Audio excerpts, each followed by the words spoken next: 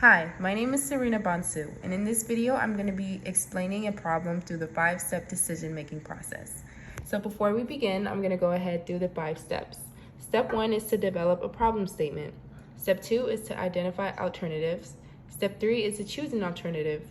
Step 4 is to implement decisions, and Step 5 is to evaluate the results. So here's our scenario. What would you do?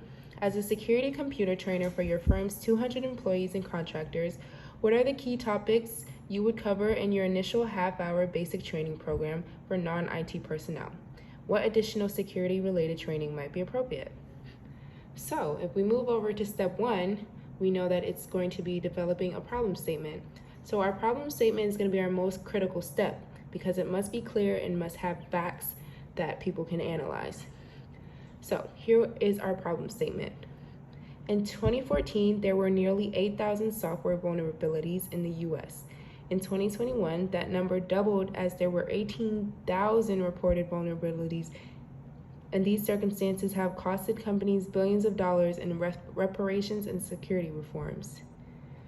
This is a good example of a problem statement because it's clear, concise, and it includes facts while bringing awareness to the problem. Step 2 is to identify alternatives. In this step, we're going to identify several solutions and allow others to collaborate during this process, making sure that everybody feels included so that the alternatives are fair. So here are some solutions to our problem. Step 1, we can encourage employees and contract workers to avoid using their own devices at work. This exposes work networks to malware and other uncertainties that could cause corruption in the system. Step 2, avoid downloading software from unauthorized sites while using work devices. This can expose computers to viruses and worms. Step 3, prohibit the sharing of passwords, work passwords. This exposes companies to individuals with malicious intent. Step 4, inform employees on the different cyber attacks, such as phishing, cyber terrorism, and DDoS attacks. Step 5, enforce regulations on the types of data that people have access to, well, employees. All right. Step 3 is to choose alternatives. In this step, we're going to evaluate all of our alternatives and consider the morals and organizational codes of ethics. So, in our circumstance, one of the alternatives that I thought might be a problem to some of our employees would be encouraging them to avoid using their own devices at work. This may cause discomfort and may be a little unrealistic because some people keep things like their phones or tablets on them to stay in touch with family or children or friends during the day. It may do more harm than good. Number 2 is prohibit the sharing of passwords. This may be a careless mistake that could lead to termination because you never know in a situation where somebody just might be in a rush to leave work or something and they tell one of their coworkers to open their email and they give their password to them. This could lead to a lot of harm, but it was not intentional and they just lost their job over it. This also makes room for dishonest people.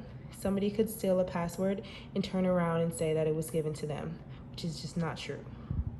So in all of these situations, you have to generally consider all the negatives of each alternative. Step 4, implement the decision. You consider why these alternatives were needed and allow people to adjust to the changes. Explain to the staff the policies that the company has enforced in order to increase security. Evaluate their reaction to these policies and make adjustments as needed. Allow everyone to come to an understanding of why these changes were made. Implementing a decision is always easier when everyone is on the same board, so it's best to make sure everybody is happy with the changes or to try to make changes to fit people's happiness. Step 5, evaluate the results. In this step, Step 5, evaluate the results. In this step, you can track unintentional consequences and view room for improvement. For our situation, we can occasionally track our employee satisfaction to the changes. We can do this by surveys or just meetings one-on-one with them just to see if they're adjusting well. We can monitor the increase or decrease of security breaches to make sure that these decisions actually worked. And finally, we can make a problem statement if problems do arise. So basically starting over again from the beginning to make sure that our company is the most secure. Yep. Thank you for watching.